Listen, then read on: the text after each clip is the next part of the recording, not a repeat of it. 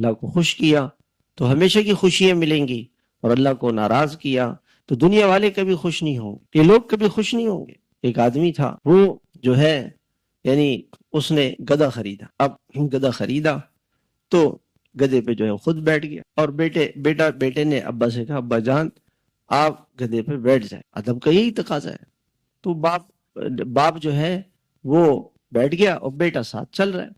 آگے گئے، لوگوں نے کہا کیسا ظالم باپ ہے، اس کو شرم بھی نہیں آتی ہے، معصوم بچہ اس کے ساتھ ایسا ظلم، وہ نیچے اور یہ اوپر۔ اب بیچارے نے کہا کہ نہیں بیٹا آپ بیٹھ جاؤ، خود اتر گئے۔ آگے پہنچے تو لوگوں نے کہا کہ جی یہ اوہو کیسا زمانہ آ گیا، بے ادب، نالائق، نااہل بیٹا، اس کو احساس ہی نہیں ہے کہ بوڑھا باپ نیچے جا رہا ہے، خود اوپر بیٹھا ہوا ہے۔ اور انہوں نے کہا کہ بھائی اب دوسری شکل یہ کہ پھر دونوں بیٹھ جاتے، دونوں بیٹھ گئے۔